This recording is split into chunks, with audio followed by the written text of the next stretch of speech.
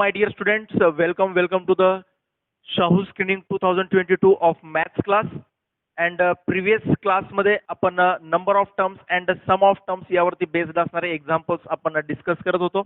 आज आपण या चॅप्टर मधील एक न्यू पॉइंट आपण आता आज डिस्कस करणार आहोत आणि या न्यू पॉइंट वरचे एक्झाम्पल्स, या न्यू पॉइंट वरती बेस्ड असणारे एक्झाम्पल्स आज आपण डिस्कस करणार आहोत. सो आजचा जो न्यू पॉइंट आहे या चॅप्टर मधला सिलेक्शन ऑफ टर्म्स. ठीक आहे, तर टर्म सिलेक्ट करायच्या, एपी मधल्या टर्म सिलेक्ट करायच्या आणि देन ॲझ्युम करायचं. ठीक आहे, आपण याच्या अगोदर राईट अँगल ट्रायंगलचा एक क्वेश्चन पाहिला होता आणि त्या राईट अँगल ट्रायंगल मध्ये तीन साईडची लेंथ गिवन दिली नव्हती. तर आपण आणि आपल्याला सांगितलं होतं की राईट अँगल ट्रायंगल मध्ये एक क्वेश्चन आपण पाहिला होता, आठवतोय बघा. राईट अँगल ट्रायंगल आणि या राईट अँगल ट्रायंगल मधले तीन साईडची लेंथ, तिन्ही साईडची लेंथ गिवन दिली नव्हती आपल्याला, बट आपल्याला त्या ठिकाणी मेन्शन केलं होतं की तिन्ही साईडची जी लेंथ आहे ती एपी मध्ये आहे म्हणून सांगितलं होतं. सो एपी मध्ये आहे म्हणून सांगितल्यानंतर आपण लगेच त्याला ए मायनस डी, ए आणि ए प्लस डी असं आपण ॲझ्युम केलं होतं त्या ठिकाणी, आठवतंय. तर तोच पॉईंट मी या ठिकाणी घेऊन आलोय की मी त्या ठिकाणी ए मायनस डी, ए आणि ए प्लस डी असंच का ॲझ्युम केलं मी त्या ठिकाणी. तर टर्म्स कशा पद्धतीने सिलेक्ट करायचे असतात हा एक कॉन्सेप्ट आहे आणि या कॉन्सेप्ट वरती शाहू स्क्रीनिंग मध्ये 2017 मध्ये एक क्वेश्चन विचारलेला आहे. ठीक आहे, सॉरी दोन क्वेश्चन विचारलेले आहेत. पॅराग्राफ टाइप क्वेश्चन विचारलेला आहे, कॉम्प्रिहेन्शन टाइप क्वेश्चन या सिलेक्शन ऑफ टर्म्स या पॉइंट वरती शाहू स्क्रीनिंग मध्ये 2017 मध्ये विचारलेला आहे. तो क्वेश्चन आजच आपण डिस्कस करणार आहोत, बट त्या क्वेश्चन कडे जाण्या अगोदर काही आपण फंडामेंटल गोष्टी समजून घेऊयात सिलेक्शन ऑफ टर्म्सच्या. ठीक आहे, तर याच्या अगोदर हा कॉन्सेप्ट आपण वापरलेला आहे एका क्वेश्चन मध्ये. राईट अँगल ट्रायंगलचा एक क्वेश्चन घेतला होता, त्याच्यामध्ये साईड्स आपल्याला गिवन दिलेल्या नव्हत्या, बट आपल्याला मेन्शन केलं होतं की ज्या काही साईड्स आहेत त्या एपी मध्ये आहेत. मग मी एक साईड ए मायनस डी घेतली, एक ए घेतली, एक ए प्लस डी घेतली. मी असंच का कन्सिडर केलं की मी असं का नाही कन्सिडर केलं की एक साईड ए आहे, एक साईड ए प्लस डी आहे आणि दुसरी साईड नेक्स्ट साईड ए प्लस 2d आहे. हे पण एपी मध्येच आहेत ना, या पण तीन टर्म्स एपी मध्येच आहेत. मग मी या तीन साईड न घेता मी एक साईड ए मायनस डी, एक साईड ए आणि एक साईड ए प्लस डी असंच का घेतलं असेल त्या ठिकाणी, त्याचं रिझन मी आता या ठिकाणी सांगणार आहे. आणि तेच आपण पाहणार आहेत की थ्री टर्म्स जर आपल्याला कन्सिडर करायचे असतील तर त्या कशा करणार, फोर टर्म्स कन्सिडर करायचे असतील तर त्या कशा करणार, फाईव्ह टर्म्स कशा करणार, हे मी आजच्या क्लासमध्ये सांगणार आहे तुम्हाला. ठीक आहे स्टुडंट, तर चला जाऊयात मग आजच्या या पॉईंटकडे. ओके, तर सिलेक्शन ऑफ टर्म्स या पॉईंट मध्ये काय असणार आहे, तर सुरुवातीला नंबर ऑफ टर्म्स, किती टर्म्स तुम्हाला सिलेक्ट करायचे, नंबर ऑफ टर्म्स, देन कोणत्या कोणत्या टर्म्स असतील मग त्याच्यावरती, आणि त्यांचा कॉमन डिफरन्स काय असेल, कॉमन डिफरन्स काय असेल. ठीक आहे, कॉमन डिफरन्स काय असेल. तर लक्षात असू द्या, आता आपण नंबर ऑफ टर्म्स ज्यावेळेस आपल्याला एपी मधल्या नंबर ऑफ टर्म्स आपल्याला ॲझ्युम करायचे, समजा तीन टर्म्स, कमीत कमी तीन टर्म्स ॲझ्युम करायला सांगतात, तर एकतर तीन टर्म्स ॲझ्युम करायला सांगतात किंवा चार टर्म्स ॲझ्युम करायला सांगतात किंवा पाच टर्म ॲझ्युम करायला सांगतात, सिक्स टर्म्स ॲझ्युम करायला सांगतात.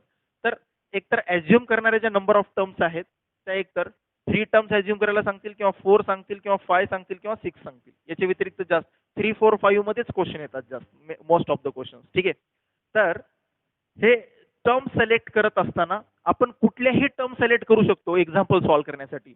बट लक्षात घ्या, आता जर तुम्हाला म्हटलं there are three numbers in AP, there are three numbers in AP, तर त्या ठिकाणी मी कुठलेही तीन नंबर्स घेऊन एक्झाम्पल सॉल्व्ह करू शकतो. बट जर तुम्ही या ठिकाणी थ्री टर्म्स अशा पद्धतीने जर सिलेक्ट केला, जे मी आता सांगणार आहे त्या पद्धतीने जर तुम्ही तीन टर्म सिलेक्ट केलात, तर तुम्हाला सिम्प्लिफाय करायला, त्या कंडिशन्स वापरायला इझी जाणार आहे. ठीक आहे, कसं बघा, आता जर मी नंबर ऑफ थ्री टर्म्स ज्यावेळेस म्हणेल तर एकतर थ्री टर्म्स ॲझ्युम करायला सांगतील 4, 5 किंवा 6.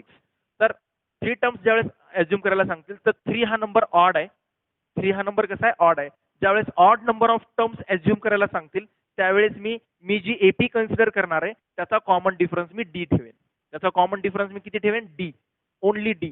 ज्यावेळेस odd number of terms assume करायचे, ज्यावेळेस odd number of terms assume करायचे त्यावेळेस मी कॉमन डिफरन्स ठेवणार डी. आणि ज्यावेळेस इव्हन नंबर ऑफ टर्म्स मला ॲझ्युम करायचे, इव्हन नंबर ऑफ टर्म्स म्हणजेच 4 नंबर ऑफ टर्म्स ॲझ्युम करायचे, 6 नंबर ऑफ टर्म्स ॲझ्युम करायचे, त्यावेळेस मी कॉमन डिफरन्स ठेवणार 2d. त्यावेळेस मी कॉमन डिफरन्स 2d ठेवणार. म्हणजे मी असे टर्म्स एपी मधल्या अशा चार टर्म्स घेणार की ज्या चार टर्म्सचा कॉमन डिफरन्स किती असेल, मी ॲझ्युम केलेल्या चार टर्म्सचा कॉमन डिफरन्स किती असेल, 2d.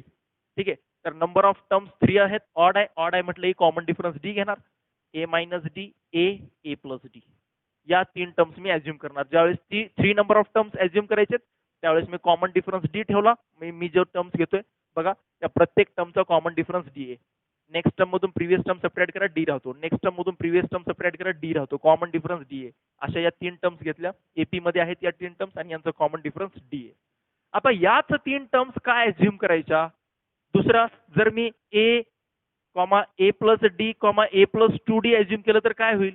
तर बघा या 3 टर्म्स ॲज्युम केल्यामुळं आपल्याला इक्वेशन किंवा त्या क्वेश्चन मध्ये दिलेल्या ज्या बाकीच्या कंडिशन्स असतील या टर्म्स ॲज्युम केल्यानंतर त्या बाकीच्या कंडिशन्स अप्लाय करायला या टर्म्स वरती अप्लाय करायला इझी जातं. जसं की या 3 टर्म्सचा सम आपल्याला समजा दिलेला असेल तर 3 टर्मची ॲडिशन केली की plus D minus D cancel होतो आणि इथून डायरेक्टली आपल्याला ए प्लस ए डायरेक्टली आपल्याला 3a ची व्हॅल्यू भेटते. डी एलिमिनेट होतो आणि तिथून आपल्याला डायरेक्टली ए ची व्हॅल्यू भेटते. ठीक आहे. आणि जर तेच तुम्ही जर या 3 टर्मची ॲडिशन केली असती तर तुम्हाला ए ची व्हॅल्यू न भेटता तुम्हाला त्या ठिकाणी ए आणि डी मध्ये असणार एक इक्वेशन भेटेल. ठीक आहे. त्यामुळे इथं डी डायरेक्टली एलिमिनेट होतो आणि डायरेक्ट ए ची व्हॅल्यू भेटते. म्हणून या 3 टर्म्स घेऊन अप्लाय करायला या 3 टर्म्स घेऊन सॉल्व्ह करायला इझी जातं. ठीक आहे स्टुडंट. बट प्रत्येक वेळेस या टर्म्सनी आपल्याला सिम्प्लिफिकेशन इझी जातं म्हणून आपण या टर्म्सनी सॉल्व्ह करतो. बट याच्या व्यतिरिक्त आपण दुसऱ्या टर्म्स घेऊन पण क्वेश्चन सॉल्व्ह करू शकतो. लक्षात असू द्या. याच्या व्यतिरिक्त आपण दुसऱ्या टर्म्स घेऊन पण क्वेश्चनला सॉल्व्ह करू शकतो. ठीक आहे. तर येऊयात आपण पुढे. हे मी मुद्दाम सांगतोय की याच्या व्यतिरिक्त दुसऱ्या टर्म्स पण येऊ शकतात. 3 टर्म सिलेक्ट करा म्हटल्यानंतर तुम्ही या 3 टर्म सिलेक्ट केल्यानंतर फक्त सिम्प्लिफिकेशन एक्झाम्पल सॉल्व्ह करायला इझी जाणार आहे. बट तुम्ही जर दुसरे एक्झाम्पल घेतला तर तिथून पण क्वेश्चन सॉल्व्ह करता येतो. काही प्रॉब्लेम येणार नाही. तर हे मी मुद्दाम सांगतोय कारण की आता जो आपण शाहू स्क्रीनिंगचा क्वेश्चन पाहणार आहोत त्याच्यामध्ये तुम्हाला कळेल की मी हे असं का सांगतोय. ठीक आहे. तर नंबर ऑफ टर्म्स 4 आहेत. 4 नंबर ऑफ टर्म्स म्हणजे इव्हन नंबर ऑफ टर्म्स आहेत आणि इव्हन नंबर ऑफ टर्म्स असेल तर मी अशी एपी मधल्या टर्म्स घेणार. एपी मधल्या अशा टर्म्स घेणार ज्यांचा कॉमन डिफरन्स किती असेल 2d असेल. ज्यांचा कॉमन डिफरन्स किती असेल 2d. तर मी स्टार्टिंग करेन a minus 3d. Then 2d चा कॉमन डिफरन्स आहे तर a minus D 2d add केला तर a minus d. Then a plus d परत 2d ऍड केला देन a प्लस 3d. या 4 टर्म ज्यावेळेस मला 4 टर्म्स ॲज्युम करायला सांगतील त्यावेळेस मी या 4 टर्म्स ॲज्युम करेन. का. कारण की बघा यांची ॲडिशन केली की मायनस 3d प्लस 3d या सगळ्या टर्मची जर ॲडिशन ची कंडिशन दिलेली असते त्या ठिकाणी की sum of all the 4 terms in an AP is 50 70 असं सम दिलेला असतो. सम म्हटलं की आपण या सगळ्यांचा सम केला प्लस 3d मायनस 3d 0 झाला. मायनस डी प्लस डी 0 झाला. तर पूर्णपणे डी एलिमिनेट होतो आणि ए ची व्हॅल्यू डायरेक्ट निघून येते. ठीक आहे. म्हणून या 4 टर्म्स ॲज्युम करतो आपण. तर याचा आणि या ठिकाणी जे पण मी 4 टर्म्स घेतले त्यांचा कॉमन डिफरन्स आहे 2d. ठीक आहे. 5 टर्म्स आहेत. 5 that is odd number. Odd number आला की कॉमन डिफरन्स मी डी ठेवणार आणि मग कसं सॉल्व्ह करणार. कॉमन डिफरन्स डी ठेवून a minus 2d a minus D एक 1d चाच common difference a plus D a plus 2d. ठीक आहे. क्लिअर आहे. हे झाल्या 5 टर्म्स ज्यांचा कॉमन डिफरन्स डी आहे आणि या 5 ही टर्म्स एपी मध्ये आहेत. 6 टर्म्स ॲज्युम करायचे तर 6 टर्म्स ॲज्युम करण्यासाठी मी ॲज्युम करणार a minus 5d a minus 5d. Then common difference मी 2d चा ठेवणार तर मायनस 5d मध्ये 2d ऍड केला a minus 3d a minus D a plus D a plus 3d आणि a प्लस 5d. दिसत आहेत 1 2 3 4 5 6 टर्म्स झाल्या. तर या 6 टर्म्स एपी मध्ये पण आहेत आणि यांचा कॉमन डिफरन्स 2d आहे. क्लिअर आहे. तर अशा पद्धतीने सिलेक्शन अशा पद्धतीने आपण एपी ला ॲज्युम करत असतो because of simplification easily simplified to the AP. त्या एपीच्या कंडिशन्सला त्या क्वेश्चन मध्ये दिलेल्या कंडिशन्सला व्यवस्थित लवकर कमी स्टेप्स मध्ये सॉल्व्ह होण्यासाठी आपण या टर्म्स या पद्धतीने टर्म्स ॲज्युम करू शकतो. ठीक आहे. आता काही क्वेश्चन्स असे असतात बेटा की त्या क्वेश्चन्स मध्ये जर तुम्ही या टर्म्स जर घेतलात या टर्म्सला जर तुम्ही ॲज्युम केलात की समजा तुम्हाला 4 टर्म्स कन्सिडर करायचे ज्या की एपी मध्ये आहेत आणि त्या ठिकाणी तुम्ही लगेच लिहिणार की 4 टर्म्स ॲज्युम करायचे a minus 3d a minus D a plus D a plus 3d. तर या टर्मने ॲज्युम केल्यानंतरच आन्सर भेटेल असं पण नेसेसरी नाहीये. गरजेचं नाहीये. याच्या व्यतिरिक्त काही मुलं म्हणतील की सर a मायनस 2d. ठीक आहे. a मायनस डी असं घ्या. हे a minus D a plus D a plus 2d. हे पण एपी मधल्याच टर्म्स आहेत. या पण टर्म्स कशामध्ये आहेत एपी मध्येच आहेत आणि 4 टर्म्स आहेत एपी मधल्या आणि यांचा कॉमन डिफरन्स डी आहे. मग काही क्वेश्चन्स हे ह्या पद्धतीने जरी ॲज्युम केलात तुम्ही 4 टर्म्स या मेथडनी जरी ॲज्युम केलात तरी पण तुम्हाला त्या ठिकाणी आन्सर भेटून जातं. पण इथून काय होणार आहे minus D plus D cancel. 2D इथून डायरेक्टली ए ची व्हॅल्यू भेटणार नाही, इथे एक इक्वेशन भेटेल. बट काही क्वेश्चनसाठी अशी सिम्प्लिफिकेशन करावे लागतात. तर मोस्ट ऑफ द क्वेश्चन या मेथडने सॉल्व्ह होतात, या सिलेक्शनने. बट ज्या ठिकाणी तुम्हाला वाटू लागलं की या मेथडनी क्वेश्चन हे टर्म सिलेक्ट केल्यामुळं जे आपण म्हणतोय या टर्म सिलेक्ट केल्यामुळे जर क्वेश्चन सॉल्व्ह करायला अवघड जात असेल तर त्या ठिकाणी जे तुम्ही सिलेक्ट केलेल्या टर्म्स आहेत ते तुम्ही बदलू शकता. ठीक आहे. But most of the question या मेथडने सॉल्व्ह होऊन जातात. ठीक आहे. चला, हे झाले number of terms. Common difference लक्षात राहील. ज्यावेळेस even number of terms assume करायचे त्यावेळेस आपण कॉमन डिफरन्स 2D चा ठेवतो आणि स्टार्ट करतो A-3D अशा पद्धतीने. आणि ऑड नंबर ऑफ टर्म्स आहेत तर अशा टर्म्स आपण सिलेक्ट करतो ज्यांचा कॉमन डिफरन्स फक्त D आहे. ओके, चलो पाहूयात मग first question. 5 distinct positive integers are in arithmetic progression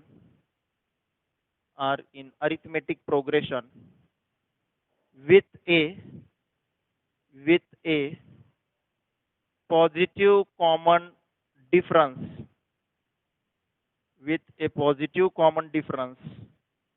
if their sum is 1020, then find the smallest possible value of the last term.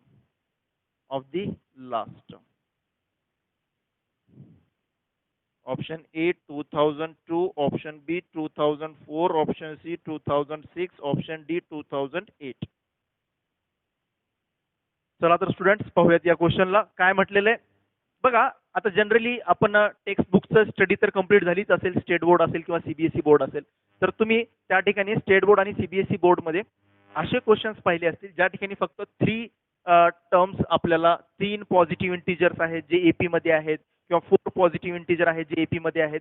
3 आणि 4 बद्दल तुम्ही बरेचसे क्वेश्चन सॉल्व्ह केलात म्हणून मी हे 5 नंबर्सचा मी क्वेश्चन घेतलेला आहे की 5 पॉझिटिव्ह इंटिजर आहेत, 5 पॉझिटिव्ह इंटिजर्स आहेत जे की एपी मध्ये आहेत, अरिथमेटिक प्रोग्रेशन्स मध्ये आहेत. मग असे 5 नंबर तुम्हाला ॲज्युम करावे लागतील की जे तुम्हाला काय करायचे एपी मध्ये आहेत. सो एपी मध्ये असणारे 5 टर्म्स तुम्हाला ॲज्युम करायचे. तर मी ॲज्युम करताना कुठे येणार, सिलेक्शन ऑफ टर्म्स कडे. आपल्याला हा पॉईंट आठवला पाहिजे की 5 टर्म्स कशा पद्धतीने ॲज्युम करणार. तर 5 हा नंबर ऑड आहे, 5 हा नंबर ऑड आहे. तर मी असे टर्म्स ॲज्युम करेन ज्यांचा कॉमन डिफरन्स डी असेल. ठीक आहे. So let the 5 distinct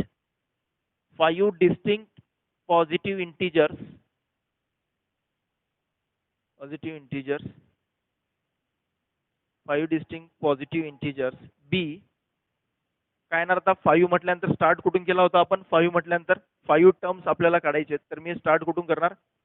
A-2D, A-D, A+D, A+2D in AP with common difference D.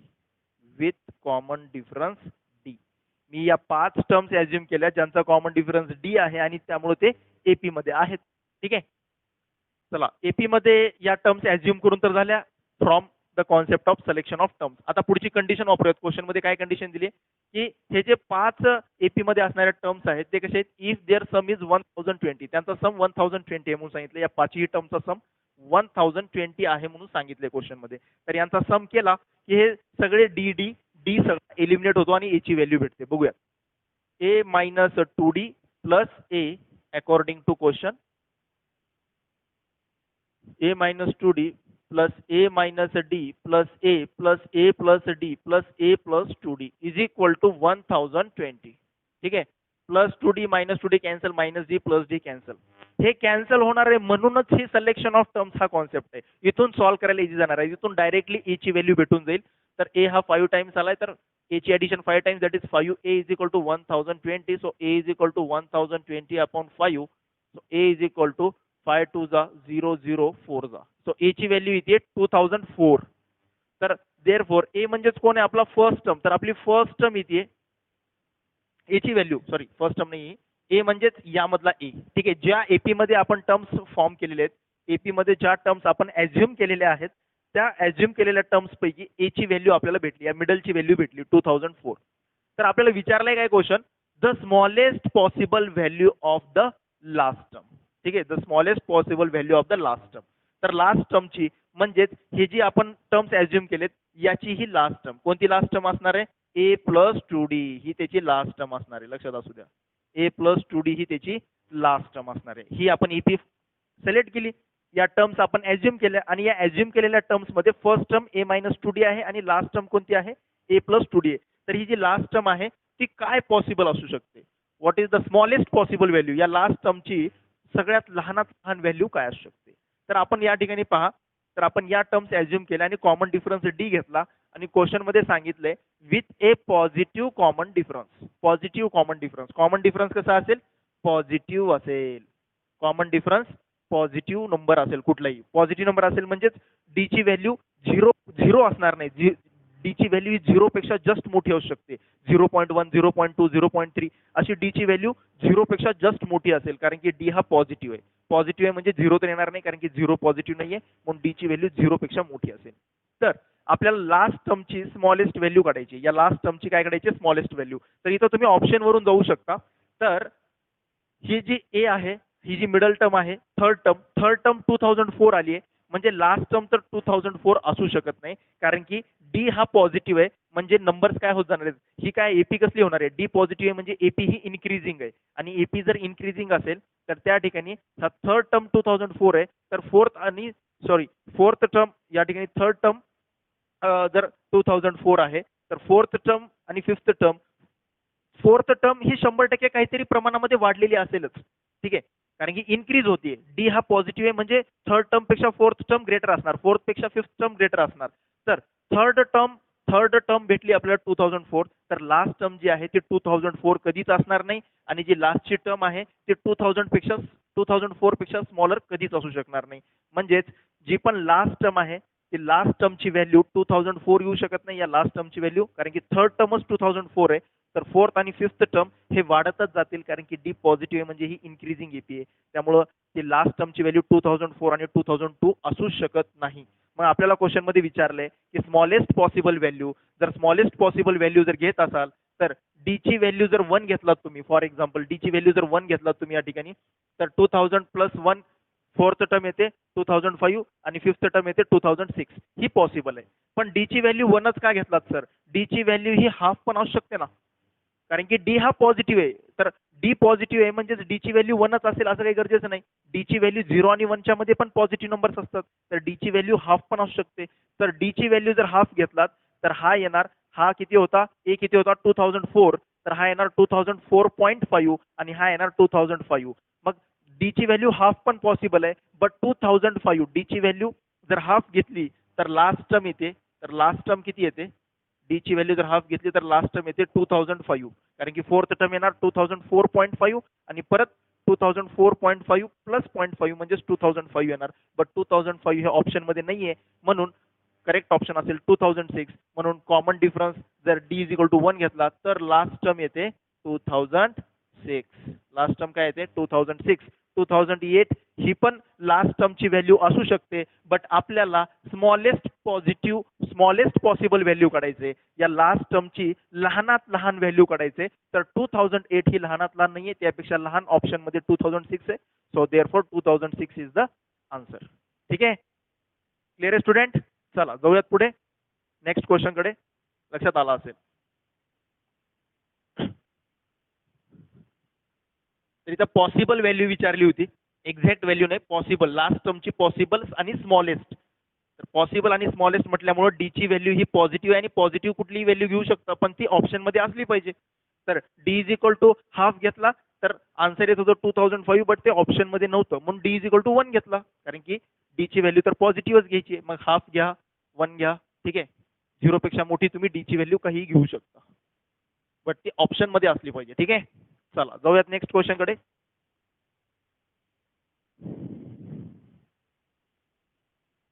Question, the sum of three numbers, the sum of three numbers in AP, the sum of three numbers in AP is 12, and sum of their cubes, sum of their cubes is 408. Find them, find them. ठीक आहे, find them. Okay, तर ते आपल्याला find out करायचे. हे direct मी question घेतला. ठीक आहे, तर ते आपल्याला काय फाइंड आउट करायचे, sum of three numbers in AP. तर आपल्याला फाइंड देम म्हणजेच आपल्याला थ्री नंबर्स फाइंड आउट करायचे. ते एपी मध्ये असणारे तीन नंबर्स फाइंड आउट करायचे, ज्या तीन नंबर्सचा सम 12 असेल आणि त्यांच्या त्या तीन टर्म्सचे, त्या तीन नंबरच्या क्यूबचा सम, त्या तीन नंबर्सचा क्यूब करून जर सम केला तर तो 408 आला पाहिजे. लक्षात येते कंडिशन. तर असे आपल्याला त्या एपी मधल्या टर्म्स फाइंड आउट करायच्या आहेत. ओके, चला सोल्युशन अज्युम करूयात. Let the three terms in an AP be. तर 3 हा ऑड नंबर आहे आणि ऑड नंबर असेल तर मी कॉमन डिफरन्स किती ठेवणार, डी. तर डी कॉमन डिफरन्स ठेवणारी एपी मी अज्युम करणार A minus D, A plus D with common difference CD is D. CD म्हणजेच कॉमन डिफरन्स. ठीक आहे. सो अकॉर्डिंग टू क्वेश्चन मधली पहिली कंडिशन की त्या तिन्ही नंबरचा जो सम आहे, जे तीन नंबर्स एपी मध्ये, त्या तिन्ही नंबरचा सम किती येतो, 12 येतो. So that is A minus D, A plus D, या तिघांचा सम येतो 12. So minus D plus D cancel, 3a is equal to 12. So A is equal to येणार 4. तर हे आपण हे टर्म्स, या तीन टर्म्स सिलेक्शन ऑफ टर्म्सच्या अकॉर्डिंग अज्युम केल्यामुळे या ठिकाणी आपल्याला सोपं गेलं. डी एलिमिनेट झाला आणि डायरेक्ट ए ची व्हॅल्यू भेटली. ठीक आहे, तर ए ची व्हॅल्यू 4 भेटली. Now also according to second condition, त्या क्वेश्चन मध्ये आणखीन एक कंडिशन दिली क्यूबची, according to second condition. So second कंडिशनच्या according sum of their cubes, या तिन्ही टर्मच्या क्यूबचा सम हा 400 येतोय. म्हणजेच ए मायनस डी ही एक टर्म आहे, त्याचा क्यूब. दुसरी टर्म आहे ए, याचा पण क्यूब. आणि थर्ड टर्म आहे ए प्लस डी, त्याचा पण क्यूब. या तिन्ही टर्मचा क्यूब येतोय 408. सो क्यूब करून टाकूयात. A cube minus D cube minus 3a square D plus 3ad square plus A cube plus D cube plus 3a square D plus 3ad square is equal to 408. लक्षात येतंय. मी काय केलं, फक्त ब्रॅकेटला expand केलं. ए minus बी bracket cube वापरला, इथं ए plus बी bracket cube वापरला. तर काय होईल बघा, minus 3a square D plus 3a square D एवढेच टर्म कॅन्सल होईल, बाकीचे कोणी कॅन्सल होणार. या ठिकाणी हा पण कॅन्सल होईल, plus D cube minus D cube हा पण कॅन्सल होऊन जाईल. ठीक आहे, बाकी कोणी कॅन्सल होणार नाहीये. तर ए क्यूब 3 वेळेस आलाय. So that is 3a cube. Then आता राहिला 3ad स्क्वेअर आणि 3ad स्क्वेअर, हे दोन्ही पण प्लस मध्ये, तो ऍडिशन होणार 6ad square is equal to 408. काय अडचण असली नाही पाहिजे इथपर्यंत. अज्युम केलं, ब्रॅकेटचा क्यूब करून सिम्प्लिफाय केलं, काही टर्म कॅन्सल झाल्या, राहिलेल्या टर्मचं मी सॉल्व्ह केलं. सो इथून येतो 3a कॉमन. 3a मी इथून कॉमन काढला. 3a कॉमन काढल्यानंतर ब्रॅकेटमध्ये राहतो a स्क्वेअर प्लस इथं राहतो 2d square is equal to 408. Right, is equal to 408. चला, व्हेरी गुड. सो मल्टिप्लायचा 3 कडे जाऊन डिवाइड मध्ये जाईल आता. ठीक आहे, a into a square plus 2d square is equal to 408 upon 3. a into a square plus 2d square is equal to 3 1 जा 3, remaining राहिला 1, 10 झाला. 3 3 जा 9, रिमेनिंग राहिला 1, 18 झाला. 3 6 जा 18. इथपर्यंत आलो. ए आणि डी मध्ये इक्वेशन भेटतंय. बट ए ची व्हॅल्यू आपल्याला ऑलरेडी भेटलेली आहे. आपण इथून पहिल्या कंडिशन वरून ए ची व्हॅल्यू ऑलरेडी भेटलेली आलेली. ए ची व्हॅल्यू इथं पुट करा, तुम्हाला डी ची व्हॅल्यू भेटून जाईल. कारण की ए च्या ठिकाणी जर नंबर आला कॉन्स्टंट नंबर, तर एकच व्हेरिएबल शिल्लक राहील आणि त्याची व्हॅल्यू काढता येईल. So A is equal to 4, then 4 square plus 2d square is equal to 136. So आतमध्ये मल्टिप्लाय केल्यानंतर काय येईल, 4 क्यूब प्लस 4 टू जा 8 d square is equal to 136. 4 चा क्यूब किती येणार आहे, याच्या पुढे इकडे सॉल्व्ह करतो. 4 चा cube 64 plus 8d square is equal to 136. 8d square is equal to 136 minus 64. 13 minus 6 7, 8d square, d square is equal to 72 upon 8, d square is equal to 8 1 जा 8 9 जा d square is equal to 9 आला तर d ची value किती भेटली plus or minus 3, d ची value किती भेटली प्लस और मायनस 3. म्हणजेच कॉमन डिफरन्स हा एक तर +3 असेल किंवा -3 असेल. जर कॉमन डिफरन्स +3 घेतलात तर एपी इन्क्रीजिंग बनेल आणि जर कॉमन डिफरन्स जर तुम्ही -3 घेतलात तर तीच एपी डिक्रीजिंग बनेल. टर्म्स सेम राहतील, टर्म्स बदलणार नाहीत. ठीक आहे. तर या ठिकाणी हे कुठून आलं तर फ्रॉम 1 इथं लिहून टाका वाटलं तर की बाबा एच्या ठिकाणी या एच्या ठिकाणी तुम्ही 4 कुठून आणलात तर ते आपण फ्रॉम 1 वरून आणले. ठीक आहे. चला सो या ठिकाणी दोन पॉसिबिलिटी आल्या डीच्या म्हणून डीचे दोन व्हॅल्यूज भेटतील आपल्याला. So case 1 d is equal to 3 and case 2 d is equal to -3. दोन व्हॅल्यूज डीच्या. ओके. चला d is equal to +3 d is equal to -3 या d च्या दोन व्हॅल्यू भेटल्या. जर d ची जर व्हॅल्यू +3 घेतली, जर d ची व्हॅल्यू +3 घेतली तर a ची व्हॅल्यू काय असेल? a ची व्हॅल्यू तर आपल्याला फिक्सच माहिती आहे. ठीक आहे. a ची व्हॅल्यू ऑलरेडी माहिती आहे. तर आपल्या टर्म्स आता टर्म्स काढायचे कारण की आपल्याला काय काढायला सांगितले फाइंड देम म्हणजे ते 3 नंबर्स काढायचे. सो पहिली टर्म होती a - d दॅट इज 4 - 3. दुसरी आहे a, तिसरी आहे a + d. अशा या तीन टर्म्स अज्युम केलेल्या होत्या. तर 4 - 3 दॅट इज 1, a ची व्हॅल्यू 4, 4 ला 4 as it is, a + d, a + 3 that is 7. तर आपले जर केस 1 जर d ची व्हॅल्यू +3 असेल तर आपल्या 3 नंबर्स येत आहेत 1 4 7. हे येत आहेत आपले 3 नंबर्स जे ज्यांच्या क्यूबचा सम 408 येतो करून बघा आणि या तिन्ही नंबरचा सम पण 12 येतो. नुसता सम 12 येतो आणि क्यूबचा सम 408 येतो. आन्सर करेक्ट आले चेक करून व्हेरीफाय करू शकता. d is equal to -3 put केला तर काय येईल a - d a + d याच्यामध्ये व्हॅल्यू पुट करूयात 4 मायनस ऑफ -3 इथं येणार हा 7 इथं 4 ला 4 ॲज इट इज आणि इथं 4 + -3 इथं येणार 1. म्हणजे टर्म्स सेम राहिल्या 7 4 1 टर्म्स सेम राहिल्या फक्त एक इन्क्रीजिंग एपी आहे एक 1 4 7 नाही म्हणजे एक इन्क्रीजिंग ऑर्डर मध्ये तर एक डिक्रीजिंग ऑर्डर मध्ये. हे डिक्रीजिंग ऑर्डर मध्ये आलं कारण की या ठिकाणी डी जो होता तो निगेटिव्ह होता आणि या ठिकाणी हे इन्क्रीजिंग मध्ये ऑर्डर मध्ये आलं कारण की डी हा या ठिकाणी पॉझिटिव्ह होता. 3 म्हणजे पॉझिटिव्ह नंबर आणि या ठिकाणी डिक्रीजिंग आला कारण की इथे डी ची व्हॅल्यू निगेटिव्ह होती -3 होती म्हणजे निगेटिव्ह होती म्हणून इथे डिक्रीजिंग एपी भेटली. ठीक आहे. तर आपले 3 नंबर्स भेटले 1 4 7 7 4 1. ओके क्लिअर आहे स्टुडंट. आता जाऊयात आपण लगेचच शाहू स्क्रीनिंग मध्ये 2017 मध्ये विचार. ओके चला बघा त्या क्वेश्चन मध्ये काय वेगळं आहे. डिफरंट क्वेश्चन आहे थोडासा. पूर्णपणे मी ओपन आउट करून सांगणार आहे काय होणार आहे काय नाही होणार आहे कसं होईल काय नाही हे सगळं मी त्या ठिकाणी ओपन करून सांगणार आहे.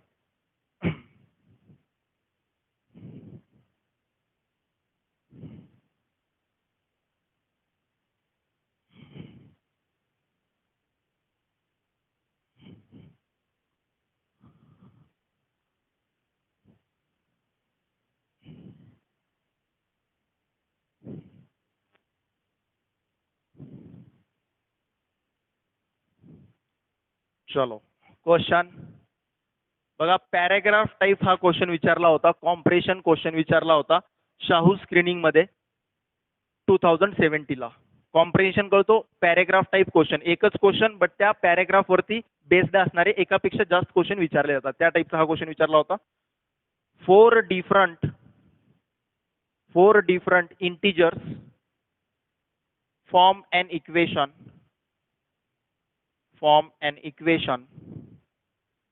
form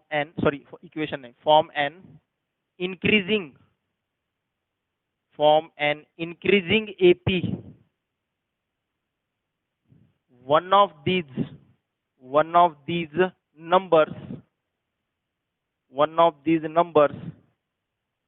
is equal to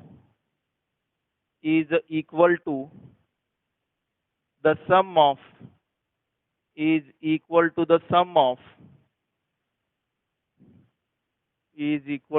of these squares of the other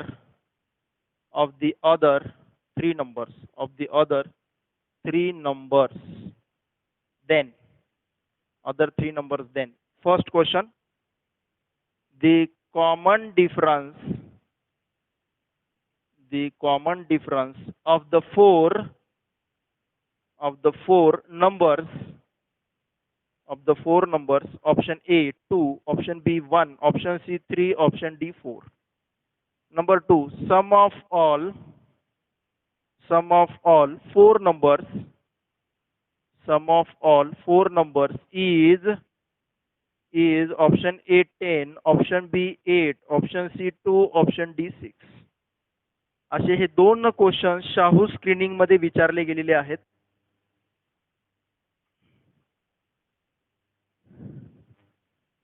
इथं लिहूनच टाकतो मी, शाहू 2017 कॉम्प्रिहेन्शन टाइप क्वेश्चन. एक पॅराग्राफ दोन क्वेश्चन्स, या पॅराग्राफ वरती बेस्ड असणारे दोन क्वेश्चन्स. ठीक आहे.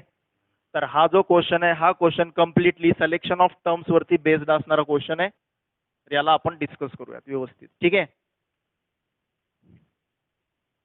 चला, four different integers form and increasing AP. या वर्ड वरून काय आठवलं, आत्ताच सांगितलं, एवढे दोन एक्झाम्पल्स पाहिले त्यामध्ये आत्ताच सांगितलं. इन्क्रीजिंग एपी म्हटलं की त्या ठिकाणी जो डी असतो तो ग्रेटर दॅन 0 असतो. ही गोष्ट लक्षात ठेवा. इन्क्रीजिंग एपी म्हटलं म्हणून मी डी काय घेतला, ग्रेटर दॅन 0. इथं लिहूनच टाकतो, increasing AP implies that D greater than 0. D ची व्हॅल्यू 0 पेक्षा ग्रेटर असेल. इन्क्रीजिंग एपी म्हणून सांगितलंय. आणि वन ऑफ दीज नंबर्स, आणि त्या चार नंबर्स आपल्याला काय करायचे, फोर डिफरंट इंटीजर्स. चार डिफरंट इंटीजर्स आहेत जे इन्क्रीजिंग एपी मध्ये आहेत. इन्क्रीजिंग एपी मध्ये पण आहेत. तर आता एपी मध्ये आहेत आणि इन्क्रीजिंग आहेत. इन्क्रीजिंग असल्यामुळे डी ग्रेटर दॅन 0 घेतला. दुसरी गोष्ट, आता फोर इंटीजर्स आहेत, चारही पण इंटीजर्सच आहेत. आता हे चारही इंटीजर्स जे आपण घेतोय ते आपल्याला ऍज्युम करावे लागतील. राईट.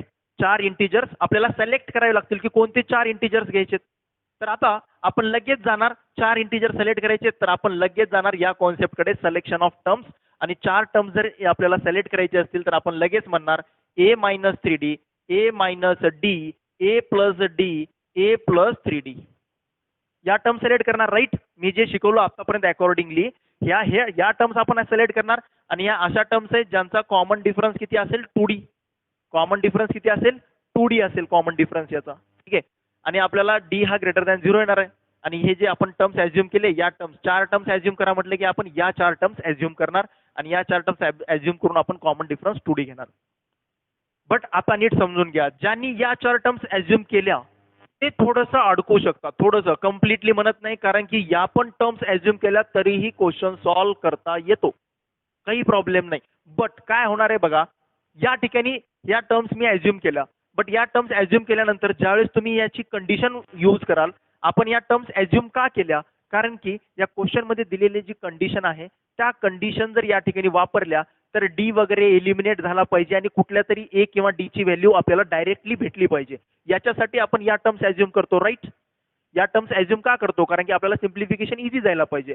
बट ज्यावेळेस आपण या ठिकाणी ज्यावेळेस आपण बघतो या क्वेश्चन मधली कंडिशन, ज्यावेळेस आपण रीड करतो, मुद्दाम शाहू स्क्रीनिंगने हा एक्झाम्पल मुद्दाम विचारलेला आहे, कारण की त्यांना सुद्धा माहिती आहे की मुलं काय करणार, फोर डिफरंट इंटीजर्स ऍज्युम करा म्हटलं की मुलं लगेच इथे येणार आणि इथंपर्यंत आले, करेक्ट आहे. बट याच्या पुढे ज्यावेळेस मुलं सॉल्व्ह करत जाणार या दिलेल्या कंडिशनला अप्लाय करून, तर तिथं खूप भयंकर अशी मोठे नंबर, डी तर एलिमिनेट होणारच नाही. बघा कसं काय होणार नाही, वन ऑफ द नंबर. तर हे जे काही चार नंबर्स घेतलेले आहेत, जे काही चार नंबर्स तुम्ही एपी मधले ऍज्युम केले, त्यापैकी एक नंबर असा असेल, तो नंबर हा कसा असेल, one of the numbers is equal to sum of these square of the other three numbers. एक नंबर, या चार पैकी एक नंबर असा असेल, तो नंबर हा बाकीच्या चार नंबरच्या स्क्वेअर करून समच्या इक्वल मध्ये असेल. ठीक आहे. मग ऑब्विसली एक नंबरची ताकद एवढी आहे की तो नंबर बाकीच्या नंबरच्या स्क्वेअर करून ऍड केल्यानंतर इक्वल मध्ये येतो. म्हणजेच तो जो नंबर आहे तो नंबर ह्या सर्वात मोठा नंबर असेल, या दिलेल्या चार नंबर्स पैकी सर्वात मोठा नंबर असेल जो नंबर. आता या ठिकाणी डी हा पॉझिटिव्ह आहे, डी हा पॉझिटिव्ह असेल तर ए minus 3d, A minus D, A plus D हे इन्क्रीजिंग एपी आहे. आणि इन्क्रीजिंग एपी मध्ये ही लास्ट टर्म आहे आणि लास्ट टर्म सर्वात मोठी असणार. मग हा ए प्लस 3d ची व्हॅल्यू या बाकीच्या तीन टर्म्स पेक्षा मोठी असेल. मग या ठिकाणी आपल्याला क्लिअरली म्हणू शकतो ए प्लस 3d हा नंबर कसा असेल, ए मायनस 3d याचा स्क्वेअर, या एक नंबरचा स्क्वेअर, प्लस दुसरा number A minus D bracket square याचा square, plus A plus D bracket square याचा स्क्वेअर. या तीन नंबरचा स्क्वेअर करून जर सम केला तर तो येणारी स्क्वेअर करून सम केल्यानंतर येणारी व्हॅल्यू ही फक्त या एका नंबरच्या इक्वल मध्ये येणार आहे, या फक्त एका नंबरच्या. तर आता इथून तुम्हाला याला जर सिम्प्लिफाय केलात, पुढे जर याला सिम्प्लिफाय करत गेला तर इथून तुम्हाला कळेल की अरे या ठिकाणी डी पण एलिमिनेट झाला नाही, डी पण एलिमिनेट झाला नाही आणि ए पण एलिमिनेट, कोणच एलिमिनेट झाला नाही, एलिमिनेट पण झाला नाही. आणि वरून काय झालं, वरून काय झालं की ए आणि डी पैकी कोणीच एलिमिनेट नाही झाला. आणि वरून कोइफिशियंट मध्ये खूप मोठे मोठे नंबर्स आले. इथं कोइफिशियंट मध्ये 3 होता, इथं कोइफिशियंट मध्ये 3 होता, 3 चा स्क्वेअर केल्यानंतर 9 आला, परत ऍडिशन वगैरे केल्यानंतर मग तर आणखीन वाढला. तर या ठिकाणी जे पण इक्वेशन भेटेल तुम्हाला ए आणि डी मध्ये, जे पण इक्वेशन भेटेल त्यांचे कोइफिशियंट जे असतील ते खूप मोठे असतील. कोइफिशियंट इज हायर, कोइफिशियंट खूप मोठे येतील. कारण की तुम्ही ऍज्युम करतानाच नंबरचा कोइफिशियंट कसा होता 3, ऍज्युम करतानाच ए मायनस 3D ए प्लस 3D, त्या डीचे कोइफिशियंट खूप मोठे मोठे होते. म्हणून इथं डी तर एलिमिनेट झाणार नाही, बट जो पण इक्वेशन बनेल त्या इक्वेशन मध्ये डीचे कोइफिशियंट खूप मोठे येतात. आणि डीचे कोइफिशियंट मोठे आले की आपल्याला ते इक्वेशन सॉल्व्ह करायला थोडंसं अवघड जातं. ठीक आहे. आणि इथं इक्वेशनच भेटणार नाहीये तर इथं पुढे गेल्यानंतर तुम्हाला कळतं इनइक्वेशन्स भेटतात. आणि मग या ठिकाणी डीचा कोइफिशियंट खूप मोठा आहे म्हणून सॉल्व्ह करायला थोडंसं अवघड जातं. म्हणून इझी जाण्यासाठी मी या टर्म्स ऍज्युम न करता मी दुसऱ्या टर्म्स ऍज्युम करेन. 4 टर्म्सच ऍज्युम करायचे ज्या की एपी मध्ये आहेत. बट या टर्म्स घेतल्यानंतर काय प्रॉब्लेम येऊ लागलाय लक्षात आलाय, हा प्रॉब्लेम येऊ लागलाय की बाबा डी एलिमिनेट कोणी एलिमिनेट होत नाहीये आणि सिम्प्लिफिकेशन इझी व्हायचं सोडून थोडंसं अवघड होऊ लागलंय. म्हणूनच काही क्वेश्चन कॉन्ट्रॅडिक्ट करणारे आहेत आपल्याला सुद्धा. आपण जे कॉन्सेप्ट शिकलो त्याला कॉन्ट्रॅडिक्ट करणारे सुद्धा काही एक्झाम्पल्स असतात बेटा.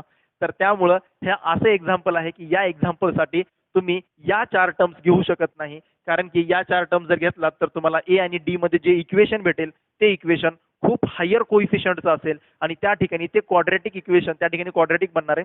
जे काही क्वाड्रॅटिक इक्वेशन बनेल ते सॉल्व्ह करायला खूप अवघड जाईल तुम्हाला. म्हणून मी या 4 टर्म्स ऍज्युम न करता मी अशा 4 टर्म्स ऍज्युम करेन ज्यांचे कोइफिशियंट स्मॉल असतील. या 3 वगैरे कोइफिशियंट घेणार नाही, ज्यांचे कोइफिशियंट स्मॉल असतील असे मी 4 टर्म्स ऍज्युम करेन. लक्षात आलं.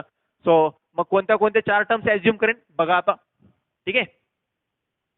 सो मी इथून ऍज्युम करतो आता. Let the four integers in AP B a minus d a plus d आणि a plus 2d. Coefficient small ठेवायचे म्हणून डी चा कोइफिशियंट 1 ठेवला, इकडे पण डी चा कोइफिशियंट 1.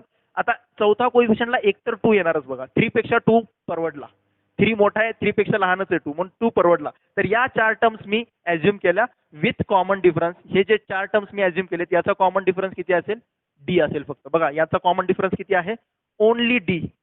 कॉमन डिफरन्स किती आहे यांचा, फक्त ओनली डी हा कॉमन डिफरन्स आहे. ठीक आहे. चला जाऊयात पुढे. सो आणि याच्यामध्ये सर्वात ग्रेटेस्ट कोणता असेल, मग याच्यामध्ये सर्वात ग्रेटेस्ट कोणता असेल जे ऍज्युम केलं याच्यामध्ये ए प्लस 2d ग्रेटेस्ट असेल. कारण की डी हा पॉझिटिव्ह आहे, डी इन्क्रीजिंग एपी आहे म्हटल्यामुळं डी हा पॉझिटिव्ह असेल. आणि इन्क्रीजिंग एपी म्हटल्यास इन्क्रीजिंग एपी मध्ये जी लास्ट टर्म असते ती ग्रेटेस्ट असते. So therefore A plus 2d is greatest.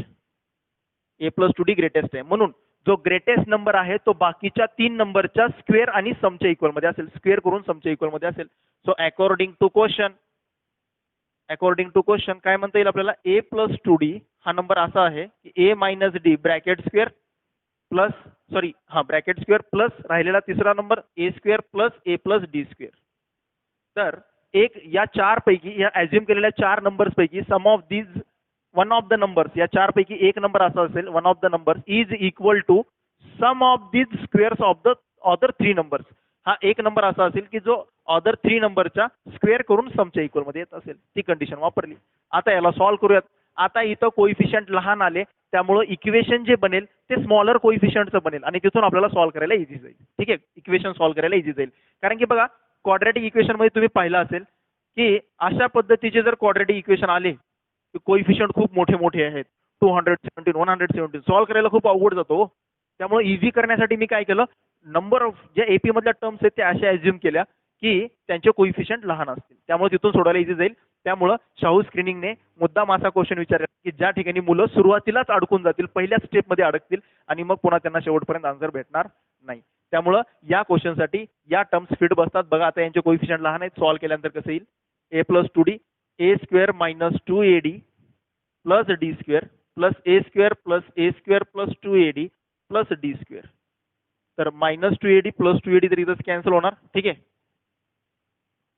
Okay, a plus 2D is equal to a square plus A square plus A square 3A square d square plus D square 2D square 2D square. ठीक आहे. चलो आता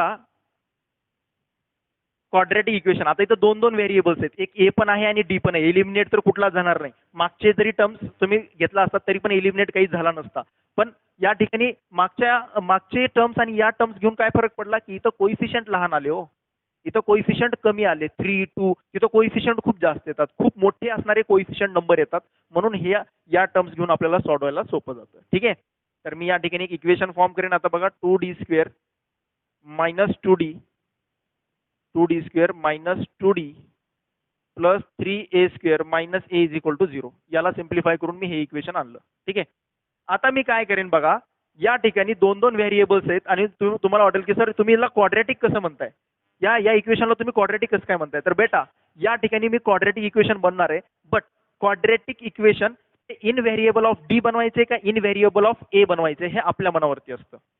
लक्षात येते मी काय म्हणतोय ते. मी हे म्हणतोय की x square plus 2xy plus इकडे वाय स्क्वेअर पण आहे, इकडे एक्स पण आहे, अशा पद्धतीने क्वेश्चन आहे. हा जो फॉर्मॅट आहे तो अशा पद्धतीने. तर या ठिकाणी तुम्ही quadratic equation in variable Y पण बनवू शकता आणि इथं quadratic equation in variable x पण बनवू शकता. तर क्वाड्रॅटिक इक्वेशन वायच्या फॉर्म मध्ये बनवायचे का एक्सच्या फॉर्म मध्ये बनवायचे आपल्या मनावरती आहे. तर मी या ठिकाणी क्वाड्रॅटिक इक्वेशन डीच्या फॉर्म मध्ये बनवेन. डीच्या फॉर्म मध्ये म्हणजेच मी या ठिकाणी डी जो आहे, जो व्हेरिएबल डी आहे तो क्वाड्रॅटिक इक्वेशन मधला व्हेरिएबल आहे असं कन्सिडर करणार. जर डी व्हेरिएबल झाला, ठीक आहे, डी जर व्हेरिएबल झाला तर या ठिकाणी ए ची व्हॅल्यू 2 येईल, बी ची व्हॅल्यू -2 येईल आणि सी ची व्हॅल्यू काय येणार 3A स्क्वेअर मायनस ए ही असणार सी ची व्हॅल्यू. लक्षात येते की नाही येते. क्वाड्रॅटिक इक्वेशन मध्ये गेलो, एपीचा क्वेश्चन सॉल्व्ह करत करत क्वाड्रॅटिक मध्ये गेलो, कारण की या ठिकाणी ए आणि डी ची व्हॅल्यू, या ठिकाणी ए किंवा डी ची व्हॅल्यू काढायची असेल तर तुम्हाला क्वाड्रॅटिक इक्वेशन सॉल्व्ह करता आलंच पाहिजे. मग मी क्वाड्रॅटिक इक्वेशन डी मध्ये बनवलं तर डी ला क्वाड्रॅटिक इक्वेशन मधला जो डी आहे त्याला आपण याच्यासोबत कम्पेअर केलं, ax square plus bx plus c is equal to 0 याच्यासोबत कम्पेअर केलं तर एक्स स्क्वेअरचा coefficient A that is D स्क्वेअरचा कोइफिशियंट 2 म्हणून ए ची व्हॅल्यू 2, एक्स म्हणजेच डी आहे तर बी ची व्हॅल्यू -2. ठीक आहे. तर एबीसीच्या व्हॅल्यूज काढून घेतल्या. तर आता या ठिकाणी आपल्याला माहिती आहे की जो कॉमन डिफरन्स डी आहे तो कॉमन डिफरन्स इन्क्रीजिंग एपी आहे. इन्क्रीजिंग मध्ये तो काही असू शकतो, म्हणजेच काही म्हणजे काय, तो कुठलाही रिअल नंबर असू शकतो. म्हणजेच D is real number. D हा काय आहे, रिअल नंबर आहे. जर कॉमन डिफरन्स रिअल नंबर असेल तर म्हणजेच व्हेरिएबल कॉमन डिफरन्स डी हा रिअल नंबर आहे, म्हणजेच एक्स ची व्हॅल्यू रिअल नंबर आहे. जर व्हेरिएबल जर रिअल नंबर असेल तर आपल्याला माहिती आहे जर एक्स हा रिअल नंबर असेल तर त्याचा जो त्या क्वाड्रॅटिक इक्वेशनचा जो डिस्क्रिमिनंट आहे तो greater than or equal to 0 येतो. त्या क्वाड्रॅटिक इक्वेशनचा जो डिस्क्रिमिनंट आहे तो d is greater than or equal to 0 येतो. मग मी तेच या ठिकाणी काढून घेतो. आता B square minus 4AC is greater than or equal to 0. मग या ठिकाणी बी स्क्वेअरची व्हॅल्यू पुट करेन. आता बी काय आहे आपला -2 -2चा स्क्वेअर 4 -4 इंटू ए ची व्हॅल्यू 2, सी ची व्हॅल्यू इथं पुट केली 3A स्क्वेअर मायनस ए. हे टोटल सी ची व्हॅल्यू. ठीक आहे, कारण की इथं कुठे डी नाहीये म्हणून हे टोटल कॉन्स्टंट टर्म सी ची व्हॅल्यू. ठीक आहे. हा काय असणार greater than or equal to 0. एवढी सगळी value greater than or equal to 0 येणार. ठीक आहे. चला मी या ठिकाणी आता हे जे सॉल्व्ह केलेलं आहे याला मी रफ करतो. ठीक आहे, हे लिहून झालं असेल तुमचं. ठीक आहे, इथपर्यंत लिहून झालं असेल किंवा आता क्वेश्चनची गरज नाहीये, मी क्वेश्चनला रफ करतो. ओके, क्वेश्चनला मी रफ करतो, क्वेश्चनची गरज नाहीये. फक्त आपल्याला फर्स्ट क्वेश्चन मध्ये विचारलाय common difference, right. Common difference विचारलाय.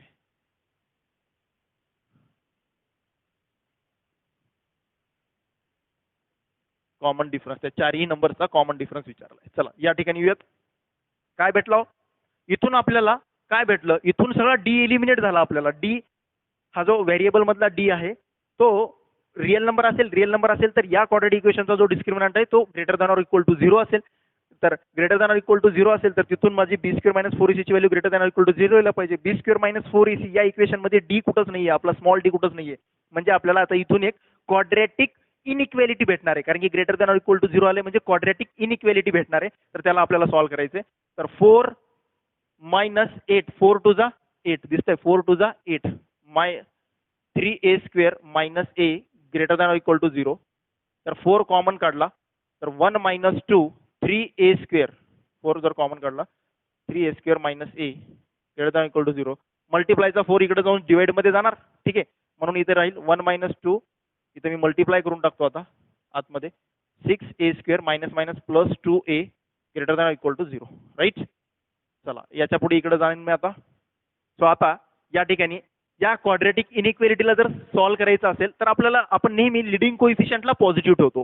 Quadratic leading coefficient म्हणजेच पॉवर 2 असणाऱ्या टर्मचा जो कोइफिशियंट आहे त्याला आपण नेहमी पॉझिटिव्ह ठेवतो. सो दॅट्स वाय या ठिकाणी मी काय करेन, या पूर्ण इनइक्वेलिटीला मायनसनी मल्टिप्लाय करेल. मायनसनी मल्टिप्लाय केलं की हे काय होणार, जे greater than or equal to आहे ते लेस दॅन होणार. ते काय होणार, लेस दॅन. ठीक आहे. So 6a² minus 2a minus 1 less than 0. Less than or equal to 0. Less than or equal to 0. ठीक आहे. पहा या इनइक्वेलिटीचा हा रूलच आहे की इनइक्वेलिटीच्या दोन्ही साईडला मायनसनी मल्टिप्लाय केलं की ते इनइक्वेलिटीचा साईन अपोजिट होतो. अगोदर इकडे होता, आता इकडे होईल. ठीक आहे. आता याचे रूट्स काढा. याचे रूट्स काढा. आता याचे रूट्स कसे काढणार, by using formula. By using formula method. तर कोणती आहे फॉर्म्युला मेथड आपला, तर आपण डी ची व्हॅल्यू तर ऑलरेडी काढलेली आहे. डी ची या इक्वेशन मध्ये आता डी ची व्हॅल्यू काढूयात आणि फॉर्म्युला वापरणार आहोत आपण या ठिकाणी. A is equal to minus B plus or minus under root b² minus 4ac upon 2a. हा फॉर्म्युला वापरून या ठिकाणी मी रूट्स फाइंड आउट करणार आहे. तर इथून तुम्ही सॉल्व्ह करून बघा. आता तुम्ही सॉल्व्ह केल्यानंतर तुम्हाला इथून रूट्स भेटतील. मी सॉल्व्ह करणार नाही रूट्स, इथून रूट्स तुम्हाला भेटतील की a इज इक्वल टू 1. ठीक आहे. a is equal to 1 plus or minus √7 divided by 6. 1 plus or minus √7 divided by 6 हे रूट तुम्हाला भेटतील या ठिकाणी. a ची व्हॅल्यू. तर a ची व्हॅल्यू हे a ची या ठिकाणची व्हॅल्यू येईल. बट a ची व्हॅल्यू ही कशी असेल, आता इथे इनइक्वेलिटी आहे, इथे इक्वल टू आहे का नाहीये. इथं जर इक्वल टू असलं असतं तर a ची व्हॅल्यू ही आली असती. ठीक आहे. बट इथे इनइक्वेलिटी आहे. इनइक्वेलिटी असल्यामुळे a ची व्हॅल्यू जी आहे ती कशी असेल, a ची व्हॅल्यू हे रूट्स येऊ लागलेत. आता मी पलीकडलं रफ करतो आणि आता या ठिकाणी पण खूप इम्पॉर्टंट कॉन्सेप्ट आहे, त्याला थोडंसं लक्ष द्या. तर आता a ची व्हॅल्यू आपल्याला हे क्वाड्रॅटिक इक्वेशन निगेटिव्ह केव्हा आहे, लेस दॅन ऑर इक्वल टू 0 म्हणजे निगेटिव्ह केव्हा आहे ते काढायचे. तर a चे रूट्स तर हे आलेत. तर हे जे क्वाड्रॅटिक इक्वेशन आहे ते निगेटिव्ह केव्हा असेल, तर हे क्वाड्रॅटिक इक्वेशन a चे जे पण रूट्स आले त्या रूट्सच्या बिटवीन मध्ये काय असेल ते निगेटिव्ह असेल. बघा ज्यावेळेस मी असं घेतो x² minus 9x minus 10 is equal to 0. बघा दोन्ही मिडलचा पण कोइफिशियंट निगेटिव्ह आहे आणि हा पण कोइफिशियंट निगेटिव्ह आहे. तर या ठिकाणाहून आपल्याला रूट्स भेटतात x minus 10 into x plus 1 is equal to 0. म्हणून इथून दोन रूट्स येतात, x इज इक्वल टू 10 आणि x is equal to minus 1. आता यांना थोडंसं नंबर लाईन वरती चेक करा. इथं 10 आहे आणि इथं मायनस 1 आहे. ठीक आहे. तर या क्वाड्रॅटिक इक्वेशन कडे आता नीट बघा. या क्वाड्रॅटिक इक्वेशन कडे, या पॉलिनॉमियल कडे नीट बघा. जर मी 10 पेक्षा मोठी व्हॅल्यू, 10 पेक्षा मोठी कुठलीही व्हॅल्यू जर मी या इक्वेशन मध्ये पुट केली तर हे पॉलिनॉमियल काय असते, पॉझिटिव्ह असते. ही पॉलिनॉमियल काय असते, 10 पेक्षा कुठलीही मोठी व्हॅल्यू पुट करा, ही पॉलिनॉमियल त्यावेळेस पॉझिटिव्ह व्हॅल्यू भेटते आपल्याला. तिथून आपल्याला आउटपुट पॉझिटिव्ह व्हॅल्यू भेटते. आणि ही व्हॅल्यू ज्यावेळेस या पॉलिनॉमियलची व्हॅल्यू -1 पेक्षा लहान ठेवा, म्हणजे 0 पुट करून बघा. 0 0 झाला तर व्हॅल्यू कशी आली, निगेटिव्ह. व्हॅल्यू कशी आली, पॉझिटिव्ह यायला पाहिजे होती. तर सॉरी हा या ठिकाणी -1. तर म्हणजे 10 पेक्षा पुढची कुठली व्हॅल्यू पुट केली की निगेटिव्ह येते. म्हणून मला एक्झॅक्टली हे सांगायचंय की या ठिकाणी x ची व्हॅल्यू मी कोणती पुट करू की या पॉलिनॉमियलची व्हॅल्यू लेस दॅन 0 येईल, लेस दॅन 0. तर या ठिकाणी ही 0 झाला, ही 0 झाला तर व्हॅल्यू 0 येते. कधी x ची व्हॅल्यू जर 0 पुट केली तर 0 येते. सो दॅट्स वाय मला हे सांगायचे की याचे जे पण रूट्स आहेत या रूट्सच्या बिटवीन मध्ये, ठीक आहे, x ची व्हॅल्यू -1 राईट आहे का. कारण की फॅक्टर्स किती येतात, 10 1 जा 10 -10 प्लस 1. सो +1 चा -1 झाला, राईट. हा -1. तर ही जे पण व्हॅल्यू आहे -1 पेक्षा जर लहान नंबर, सॉरी -1 पेक्षा लहान नंबर -2 येतो ना, -2 पुट करून बघा. जर -2 पुट केला तर याची व्हॅल्यू पॉझिटिव्ह येणार. म्हणजे मला हे सांगायचे जे पण रूट्स आलेले आहेत या क्वाड्रॅटिक इक्वेशनचे, जे पण रूट्स आलेत ते रूट्सच्या आउटसाइडला, 10च्या आउटसाइडला आणि -1च्या बाहेर या रूटच्या आउटसाइडला हे याची व्हॅल्यू काय येते, पॉझिटिव्ह येते. या क्वाड्रॅटिक इक्वेशनची व्हॅल्यू पॉझिटिव्ह येते. आणि त्या रूट्सच्या बिटवीन मध्ये, या रूट्सच्या बिटवीन मध्ये या क्वाड्रॅटिक पॉलिनॉमियलची व्हॅल्यू निगेटिव्ह असते. या क्वाड्रॅटिक इक्वेशनची व्हॅल्यू निगेटिव्ह असते. लक्षात येते मी काय म्हणतोय ते. या क्वाड्रॅटिक इक्वेशन याच्यासारखं दिसतंय का, मिडल टर्मला negative, constant term negative, middle टर्मला निगेटिव्ह, कॉन्स्टंट टर्म निगेटिव्ह. मग अशा टाईपच्या क्वाड्रॅटिक इक्वेशन मध्ये काय होतं की याची व्हॅल्यू निगेटिव्ह केव्हा येते, अशा क्वाड्रॅटिक इक्वेशनची व्हॅल्यू निगेटिव्ह केव्हा येते, याची व्हॅल्यू निगेटिव्ह केव्हा येते, निगेटिव्ह का काढतोय कारण की ते लेस दॅन 0 म्हणून निगेटिव्हची व्हॅल्यू काढतोय. सो याची व्हॅल्यू निगेटिव्ह केव्हा येते, ज्यावेळेस या क्वाड्रॅटिक इक्वेशनची रूटला तुम्ही नंबर लाईन वरती प्लॉट करा आणि त्या रूट पेक्षा मोठा नंबर, पॉझिटिव्ह रूट पेक्षा पुढचा नंबर पुट केलात की याची व्हॅल्यू पॉझिटिव्ह येणार. या लहान रूट पेक्षा स्मॉलर नंबर पुट केलात तरी पण याची व्हॅल्यू पॉझिटिव्ह येणार. -2 पुट करून बघा, -2 चा स्क्वेअर 4 आणि या ठिकाणी काय येतोय -2 जर पुट केला तर +18 -10, 18 + 4 22, 22 - 10 12 येतोय. म्हणजेच -2 पुट केल्यास व्हॅल्यू काय येते या पॉलिनॉमियलची, पॉझिटिव्ह येते. पण -1 पेक्षा कुठलीही स्मॉल व्हॅल्यू पुट करा, या क्वाड्रॅटिक इक्वेशनची व्हॅल्यू पॉझिटिव्ह असेल. 10 पेक्षा कुठली मोठी व्हॅल्यू पुट करा, या क्वाड्रॅटिक इक्वेशनची व्हॅल्यू पॉझिटिव्ह असेल. फक्त आतमधली व्हॅल्यू आता -1 आणि 10 च्या मध्ये 0 येतो, 0 व्हॅल्यू पुट करून बघा, या क्वाड्रॅटिक इक्वेशनची व्हॅल्यू निगेटिव्ह येते. 0 0 म्हणजे या क्वाड्रॅटिक इक्वेशनची व्हॅल्यू काय आली, निगेटिव्ह. 0 ला निगेटिव्ह, कारण की 0 हा -1 आणि 10 च्या मध्ये येतो. म्हणून आपल्याला इथून कन्क्लुजन काढता येतं की या क्वाड्रॅटिक इक्वेशनचं जे पण रूट येईल त्या रूट्सच्या मधल्या व्हॅल्यूला काय असेल, ही क्वाड्रॅटिक व्हॅल्यू या क्वाड्रॅटिक पॉलिनॉमियलची व्हॅल्यू निगेटिव्ह असेल. तर मधल्या व्हॅल्यूला म्हणजेच रूट काय भेटलेत, 1 + √7/6. ठीक आहे, मी याच नंबर लाईन वरती आता असं करतो, याच नंबर लाईन वरती या ठिकाणी असेल 1 + √7/6 आणि या ठिकाणी असेल 1 - √7/6. तर हा जो व्हेरिएबल ए आहे, ठीक आहे, हा जो पूर्ण क्वाड्रॅटिक पॉलिनॉमियल आहे, हे पूर्ण क्वाड्रॅटिक पॉलिनॉमियल निगेटिव्ह कुठं असणार, तर या दोन रूट्सच्या मध्ये निगेटिव्ह असणार. या दोन रूट्सच्या मध्ये निगेटिव्ह असणार. म्हणून ए ची व्हॅल्यू आपल्याला काय भेटते, तर हे क्वाड्रॅटिक पॉलिनॉमियल निगेटिव्ह येण्यासाठी ए ची व्हॅल्यू भेटते की ए इज लेस दॅन 1 + √7/6 आणि a इज ग्रेटर दॅन 1 - √7/6. कारण की a ची व्हॅल्यू जर या दोन रूटच्या मध्ये लाई करत असेल तरच क्वाड्रॅटिक पॉलिनॉमियल ही व्हॅल्यू ही निगेटिव्ह येते, तरच क्वाड्रॅटिक पॉलिनॉमियलची व्हॅल्यू निगेटिव्ह येते. ठीक आहे, चला इथून कळालं असेल आता. तर त्यामुळं a ची व्हॅल्यू याच्यापेक्षा लहान असेल तर a हा कसा आहे, a ही फर्स्ट टर्म आहे आणि a पण काय असेल, इंटिजर आहे. a तर काय आहे, इंटिजर आहे. a इज अन इंटिजर, कारण की आपल्याला 4 इंटिजर्स अज्युम करायला सांगितले होते. a is an integer. तर एक असा इंटिजर अज्युम करा जो 1 + √7/6 पेक्षा लहान असेल आणि जो 1 - √7/6 पेक्षा मोठा असेल. तर √7 ची व्हॅल्यू तुम्ही 2.5 घेऊ शकता. ठीक आहे, कारण की √9 3 येतो आणि √4 2 येतो. तर √7 2 आणि 3 च्या मध्ये येतो, तर याची व्हॅल्यू तुम्ही 2.5 आहे असं अज्युम करू शकता.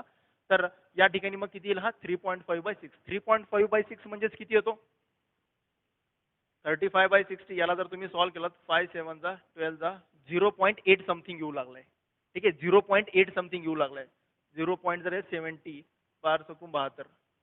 ठीक आहे, 0.6 किंवा 0.6 येईल किंवा 0.6 च्या आसपास येते किंवा 0.5 येते. 0.6 किंवा 0.5. तर 0.6 आला काय आणि 0.5 आला काय, आपल्याला a ची व्हॅल्यू 0 या सगळ्याला सॉल्व्ह करून √7 ची व्हॅल्यू जर 2.5 घेतली तर या सगळ्यांना सॉल्व्ह करून याची व्हॅल्यू एकतर 0.6 येईल किंवा 0.5 येईल, 0.7 येईल, जी काही येईल ती येईल. पण ती व्हॅल्यू पेक्षा 0.6 0.5 आणि 0.7 जी पण व्हॅल्यू आली त्याच्यापेक्षा लहान असणारा इंटिजर कोणता, याच्यापेक्षा लहान असणारा 0.6 0.5 किंवा 0.7 हे काही इंटिजर नाही आहेत, बट याच्यापेक्षा लहान असणारा इंटिजर कोणता, तर 0.6 पेक्षा लहान असणारा इंटिजर बघा 0.6 इथं असतो. ठीक आहे, तर 0 आणि इकडे पुढे 1 असतो. तर 0.6 पेक्षा लहान असणारा integer 0. So a is equal to 100% काय असणार, 0. a ची व्हॅल्यू 100% काय असणार, 0. कारण की a हा इंटिजर आहे असं क्लिअरली सांगितलंय. a इज अन इंटिजर आहे असं क्लिअरली सांगितलंय, त्यामुळे a ची व्हॅल्यू 0 असेल. सो a ची व्हॅल्यू जर 0 आली की संपलं, की हे आलेली व्हॅल्यू मी कुठं पुट करणार, आता इक्वेशन मध्ये, कोणत्या इक्वेशन मध्ये पुट करणार. सो ही आलेली व्हॅल्यू आपण आता, सो a ची व्हॅल्यू जर आली तर आपण याला पुट करणार इक्वेशन मध्ये. कोणतं इक्वेशन आलं होतं आपलं, चेक करा बरं एक वेळेस. सो आपलं इक्वेशन आलं होतं सुरुवातीला d² बद्दल, राईट ना. 2d² - 2d हे आपलं इक्वेशन आलं होतं. 2d² - 2d + 3a² - a is equal to 0. हेच तर इक्वेशन आलं होतं आपलं, राईट. या इक्वेशन मध्ये पुट करा. a ची आलेली व्हॅल्यू जर इथं पुट केली तर हे दोन्ही पण 0 होणार. 2d² - 2d is equal to 0. 2 तर कॉमन निघाला, 2d कॉमन निघाला. ठीक आहे, 2d कॉमन निघाला, आतमध्ये राहतो d - 1 इज इक्वल टू 0. ठीक आहे, d - 1 इज इक्वल टू 0. तर इथून एकतर 2d ची व्हॅल्यू 0 असेल किंवा d - 1 ची व्हॅल्यू 0 असेल. लक्षात येतंय, ही आलेली व्हॅल्यू पुट केली, पुट इन इक्वेशन. हे इक्वेशन आपलं एकदम सुरुवातीचं कंडिशन पुट केल्यानंतर हे इक्वेशन बनलं होतं आणि याच इक्वेशनला सॉल्व्ह करून आपण ही ए ची व्हॅल्यू काढली. जर ए ची आलेली व्हॅल्यू या इक्वेशन मध्ये पुट करा. इथून डी च्या दोन पॉसिबल व्हॅल्यू भेटल्या, डी इज इक्वल टू 0 असेल किंवा डी इज इक्वल टू 1 असेल. तर डी ची व्हॅल्यू 0 नॉट पॉसिबल. का बरं पॉसिबल असणार नाही डी ची व्हॅल्यू 0? कारण की आपल्याला इन्क्रीजिंग एपीए म्हणून सांगितले आणि इन्क्रीजिंग एपीए असेल तर डी ची व्हॅल्यू 0 कधीच असू शकत नाही, 0 पेक्षा मोठी असेल. म्हणून 0 इन्क्रीजिंग एपीए असल्यामुळे डी ची व्हॅल्यू 0 असू शकत नाही. याला आपण निग्लेक्ट करणार आणि डी ची व्हॅल्यू 100% काय असेल? So therefore d is equal to 100% काय असेल? 1. सो डी ची व्हॅल्यू 1, ए ची व्हॅल्यू 0. आता आपण इक्वल टू 0 मायनस 1. तर फर्स्ट टर्म येणार -1. आपल्या टर्म्स होत्या या ए minus D, A plus D आणि ए प्लस 2d. याच तर 4 टर्म्स होत्या आपल्या, राईट? ए मायनस डी मध्ये ए ची व्हॅल्यू 0, डी ची व्हॅल्यू -1, ए ची व्हॅल्यू किती आहे? 0. ए प्लस डी आहे 0 प्लस 1 आणि 0 प्लस 2 इंटू 1. तर इथं 1 येणार आणि इथं 2 येणार. तर आपल्या टर्म्स भेटल्या. आपल्याला कोणत्या टर्म्स भेटल्या? आपल्या 4 टर्म्स काय भेटल्या? -1, 0, 1 आणि 2. या 4 टर्म्स आपल्या एपी मधल्या आहेत, ज्या की या दिलेल्या कंडिशनला सॅटिस्फाय करतात. बघा, या 3 टर्म्स अशा आहेत, या तिन्ही नंबरचा जर स्क्वेअर करून सम केला तर तो 2 च्या इक्वल मध्ये येतो. 1 चा स्क्वेअर 1, -1 चा स्क्वेअर पण 1, 1 प्लस 1 2 आला का मोठ्या नंबरच्या स्क्वेअर मध्ये? आणि तिन्ही चारही नंबर एपी मध्ये पण आहेत. ठीक आहे. तर आपल्याला विचारला होता फर्स्ट क्वेश्चन की कॉमन डिफरन्स काय असेल? तर कॉमन डिफरन्स असेल 1 प्लस 1. So option 1. आणि या चारही नंबरचा सम काय असेल? या चारही नंबरचा सम तर -1 प्लस 1 0 होणार, सम येणार 2. Option C is correct. ठीक आहे स्टुडंट, कळालं? खूप डीपली एक्सप्लेन केलेले मी या क्वेश्चनला. आय होप तुम्ही या ठिकाणी येऊन परत बघा की या ठिकाणी इम्पॉर्टंट काय होतं की इथं इक्वेशन नव्हतं तर इनइक्वेलिटी होती. आणि इनइक्वेलिटी अशी काढायची की ज्याच्यासाठी हे क्वाड्रॅटिक इक्वेशन निगेटिव्ह येण्यासाठी ए ची व्हॅल्यू काय पुट करायला पाहिजे. तर मी एक एक्झाम्पल घेऊन, पर्टिक्युलर एक्झाम्पल घेऊन तुम्हाला एक्सप्लेन केलं की ए ची व्हॅल्यू त्या रूट्सच्या बिटवीन मध्ये जर असेल, एक रूट दुसरा रूट, दोन रूट डिफरंट आहेत, तर दोन रूटच्या मध्ये जर ए ची व्हॅल्यू लाय करत असेल त्यावेळेस हे क्वाड्रॅटिक इक्वेशन निगेटिव्ह व्हॅल्यू देत आहे. म्हणून हे निगेटिव्ह देण्यासाठी ए ची व्हॅल्यू हे मोठा रूट आणि लहान रूटच्या मध्ये लाय करायला पाहिजे. म्हणून इथून मला हे एका कंडिशनवरून मी √7 ची व्हॅल्यू अंदाजे घेतली आणि त्याच्यापेक्षा लहान असणारा ए ची इंटिजर व्हॅल्यू कोणती असेल? सो ए ची इंटिजर व्हॅल्यू या दिलेल्या कंडिशन मध्ये लहान असणारा, या 0.6 पेक्षा जस्ट लहान असणारा इंटिजर असेल 0. म्हणून ए ची व्हॅल्यू 0 असेल 100%. त्यामुळे तिथून पुढे आपल्याला आन्सर भेटून जाईल. ठीक आहे स्टुडंट, आय होप सो लक्षात आला असेल. Thank you so much.